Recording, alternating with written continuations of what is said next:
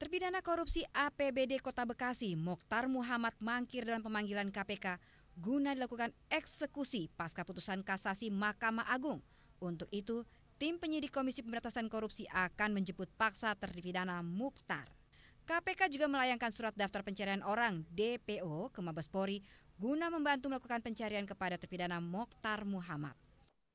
Juru bicara KPK, Johan Budi mengatakan KPK belum mendapatkan konfirmasi dari pihak Mokhtar.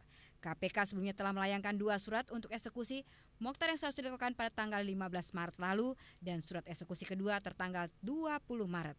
Kemungkinan KPK juga akan mengeluarkan permintaan DPO ke pihak. Keberadaan MM yang ada di Singapura itu gimana?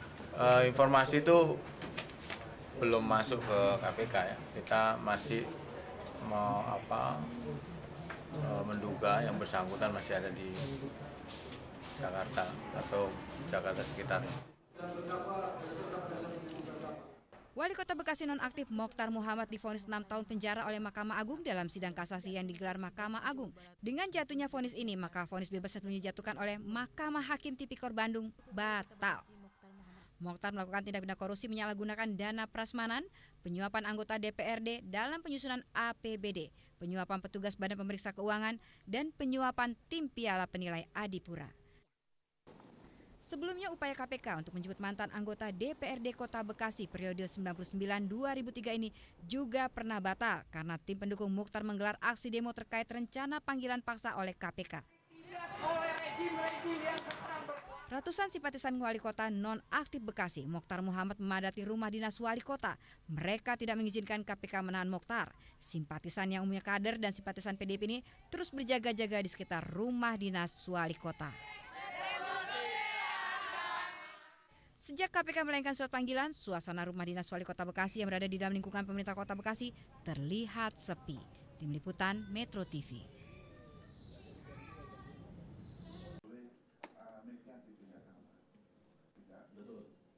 Laki-laki warga negara Indonesia. Betul. Alamat rumah Jalan Situs Sari Asep Ahmad Sujana dan dengan perkara terdakwa Nur Baiti. Berikan keterangan disumpah lebih dahulu. Baik. Silakan. Kami mendapat informasi bahwa saksi Agus Dondro juga sudah hadir. Maka bisa sekaligus sekalian jawab apa?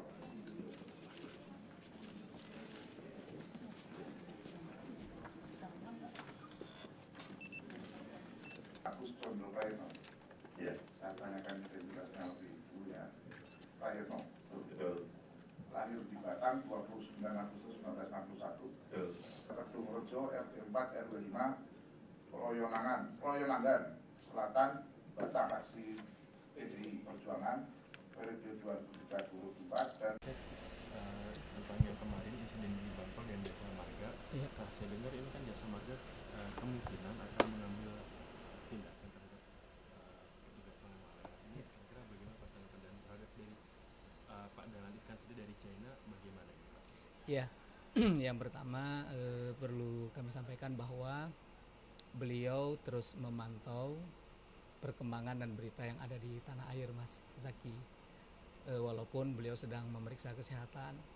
Nah, makanya beliau barusan menghubungi saya untuk meminta agar dua pegawai ini tidak dijadikan korban karena insiden kemarin. Kenapa?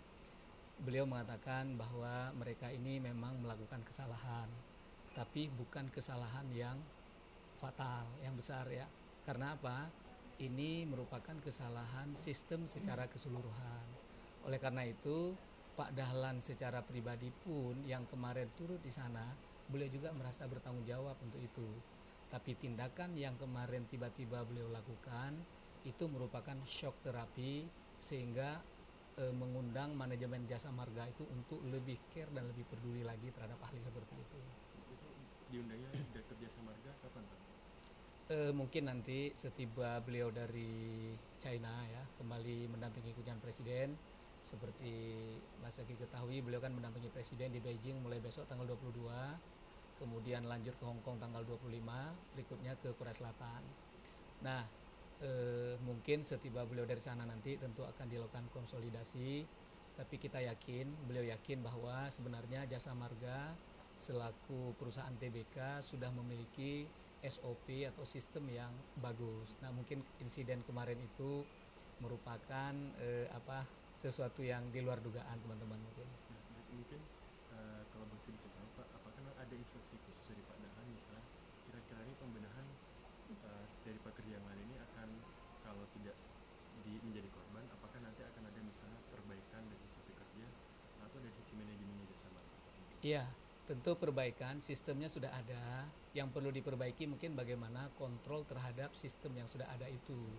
Nah, mungkin inilah akan direview. Kita lihat kemarin Pak Dirut Jasa Marga, Pak Aditya Warman langsung mengumpulkan seluruh kepala-kepala cabang. Nah, dari review itu tentu nanti akan dilihat titik-titik mana yang lemah di situ sehingga mereka memperbaiki kembali. Pak Dahlan memberitahu Bapak via telepon? Ya, lewat telepon, lewat email, beliau terus memantau karena beliau sangat kepingin berita ini atau hal ini tidak lantas menjadikan kita ramai-ramai menghujat Jasa Marga. Bahwa Jasa Marga kurang, bahwa Jasa Marga perlu perbaikan itu iya. Itu tepatnya jam berapa? Barusan saja, sekitar 10 menit yang lalu. 10 menit yang lalu. Jadi intinya tetap Pak Dahlan ingin perbaiki Jasa Marga. Iya, beliau bukan hanya Jasa Marganya. Di sini kan ada dua sisi, Mas Zaki ya. Ada juga unsur Bank Mandirinya yang menjual e-tol card. Nah, beliau juga sudah gemes ini tentang hal ini karena apa? Penjualannya ini belum seperti yang beliau harapkan. Nah, sesuai janji direksi Bank Mandiri, insya Allah nanti awal Juli kalau saya nggak keliru itu akan diadakan pertemuan ya untuk melihat janji direksi Mandiri memenuhi target yang disampaikan oleh Pak Menteri kepada direksi Mandiri. Jika kira-kira itu tidak memenuhi target, apakah akan ada shock terapi lagi dari Pak Dahlan? Ada, beliau sudah ada. Mungkin saya belum boleh sampaikan, tapi tadi beliau sudah sampaikan di dalam Rapim waktu itu, mungkin ini akan disebarkan ke seluruh bank. Jadi tidak lagi eksklusif menjadi hak Bank Mandiri. Tapi ini boleh nanti dijual oleh seluruh bank, baik bank BUMN maupun bank swasta. E-tol card-nya itu. Berarti Pak Dahlan sudah siap dengan mekanisme shock terapi apa kira-kira yang sudah. Malah kan beliau, Mas Zaki, kalau perhatikan, beliau sendiri sudah pernah menawarkan diri untuk menjual. Menjual langsung. Terjun di gerbang-gerbang tol. Saking beliau itu kepingin sekali agar kartu e-tol card ini betul-betul cepat penjualannya, sehingga tingkat antrian itu kan semakin kecil kalau ini sudah ada, tidak lagi dengan uang cash begitu sebetulnya.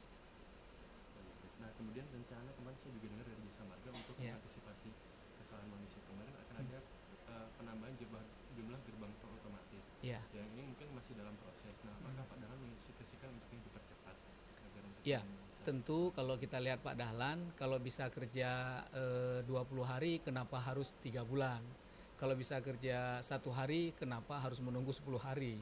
Pak Dahlan kan paling senang sesuatu itu kita melakukan atau berpikir di luar kebiasaan yang ada, jangan bisnis as usual istilahnya ya. Jadi beliau sangat sering, makanya Mas Zaki boleh lihat beliau sering sidak ke BUMN tanpa beliau beritahu. Beliau ingin mengetahui keadaan apa adanya. Termasuk yang terakhir kemarin saya mendampingi beliau ke Jombang. Beliau tiba-tiba saja meminta singgah di sebuah pabrik gula yang tidak ada orangnya, tidak ada siapapun, berantakan, kotor. Beliau masuk di sana lebih kurang 1 jam. Kemudian beliau duduk di lantai membriefing mereka, memberikan pencerahan dan sebagainya. Itulah sikap Pak Dahlan. Berarti kemungkinan tol ini akan dipercepat, ada ya Pak? Iya, Ada. pasti. Baik ya. Pasti. Mungkin ke situ Pak. Terima Baik. kasih. Makasih Mas Ya, Zaki. baik Pak. Ini kalau boleh